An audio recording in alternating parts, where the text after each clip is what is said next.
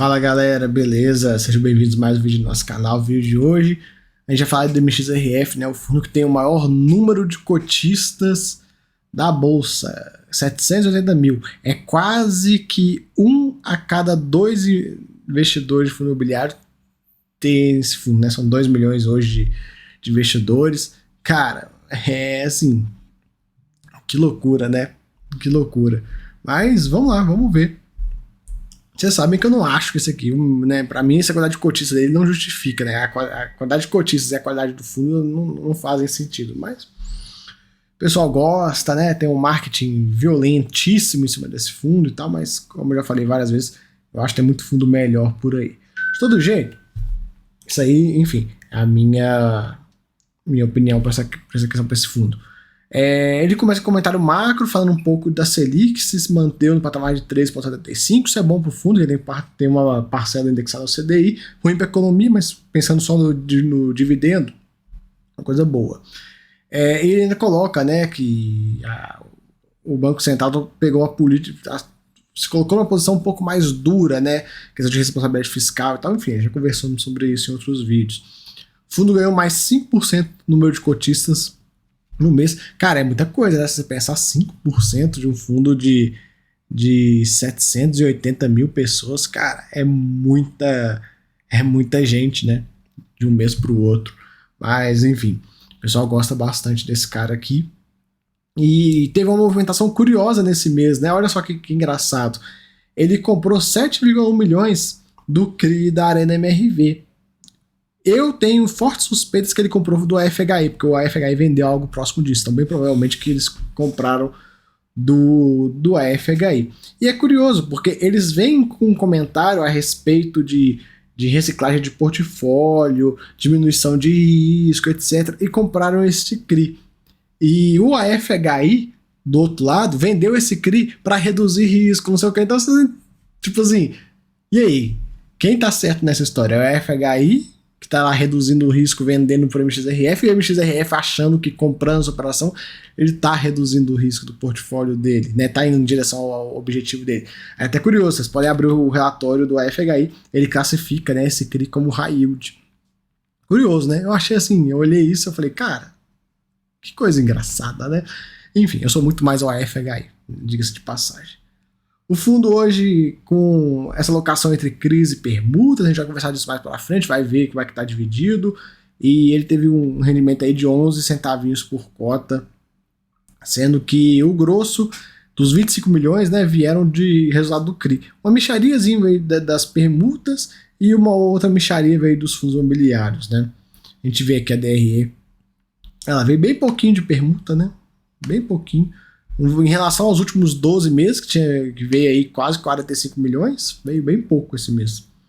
Acho que é só isso que tem de comentário aí dessa DRE pra gente fazer. A cota dele chegou a subir, começou a querer criar um ágio e tal, e agora já está praticamente no VP dele de novo. A liquidez é boa. Aqui é a questão, né, do que gerou e o que pagou. Enfim, diferença mínima aí. A quebra dos últimos 6 meses, a gente vê aí as permutas entregando pouco, já entregaram mais, né? Teve alguns meses ali que o que veio de permuta foi um resultado bem considerável. A tabelinha de sensibilidade, hoje a cota tá 10,20, né? Tá até acima do patrimonial, eles não colocaram só para baixo, né? Podiam ter colocado todo o range de valor para o cotista conseguir ver, até porque eu não consigo imaginar, pelo menos não no curto prazo, esse fundo sendo negociado a, sei lá, vou pegar um valor aqui, a R$ 9,11. Não tem nada,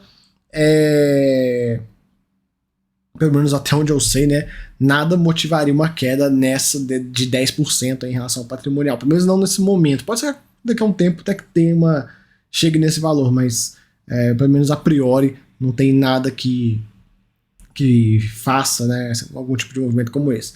A taxa média para o indexador e como é que está o fundo, hoje ele tem 36% da carteira indexada a CDI mais 2,71 e 45% da carteira indexado a IPCA mais 7,35, considerando o VP atual e a marcação a mercado da IPCA mais 8,23. Mas a taxa de aquisição está bem boa, viu? Não está ruim a taxa de aquisição do fundo não.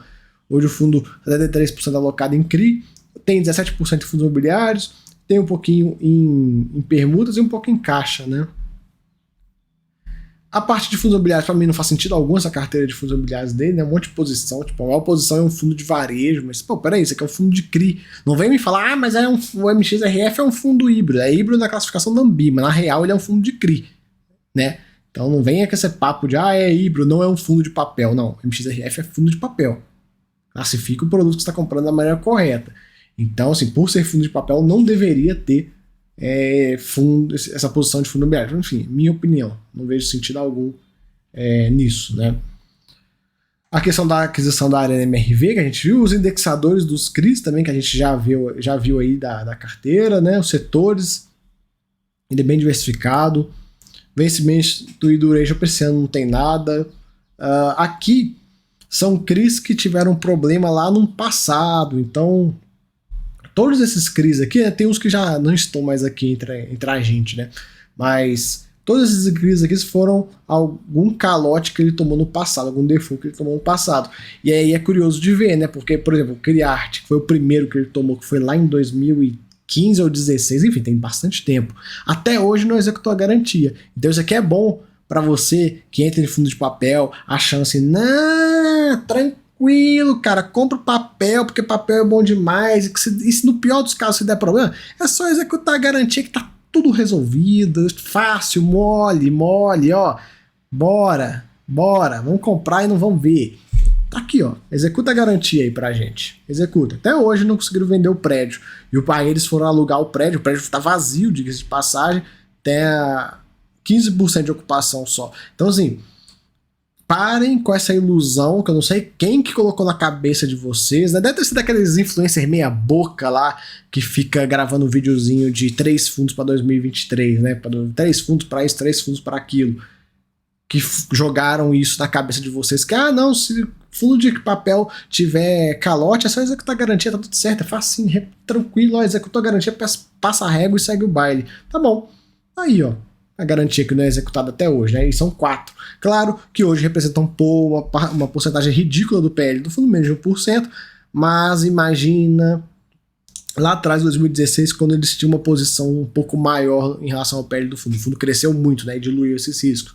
Mas imagina hoje, né? Você pegar aí, se esse CRI hoje tivesse aí, sei lá, 10% do PL, o fundo não tivesse conseguido crescer e fosse 10% do PL. E aí? Como é que é assim? Como é que é fazer? Então, parem com essa ilusão de, não, tá tudo certo, é só executar a garantia. Hoje o fundo, o MXRF, está numa posição muito confortável no que tange a pulverização. A maior posição tem 4,53%. Então, isso é algo extremamente positivo para o fundo. Porque vamos imaginar o pior cenário possível. A maior posição do fundo vira pó, você perdeu 4,5%. Então, legal. É isso que a gente espera. E no mais, olha como é que ele é bem pulverizadinho. Imagina, sei lá, vou pegar um CRI qualquer aqui. Imagina esse Vitacom aqui.